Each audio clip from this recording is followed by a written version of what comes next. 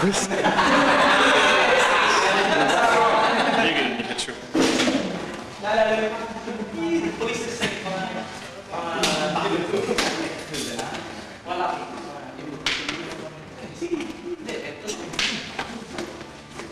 Pero bukas. Yung ano yung mga technique ba? Yung mga technique. Yung technique ba? Armbar. Armbar ni armbar. Hindi pa tinubusan ng teacher. Mostly we use that only for crowd control. Normally here you won't see people do that because you'd rather hit the person first. This. Switch up here.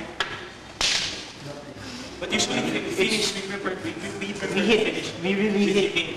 And what kind of strike do you use? What kind of strike? Strikes. With the stick? We take it angular. Because there are several angles. We have angles, we have the basic diagonal angles like this, right? Then you have your horizontals. Then we have our verticals. So we're able to deliver them from any position. Yeah. We're able to deliver them there. So if you attach the other hand, we have this. The angles flow into each other. See, even if she attacks again, I have that was there. Yeah. All the angles flow into each other. So it's all of that is just a mix of all of these. Then you have special strikes. We call them special because they're combinations. So you have like dublada, which is two strikes.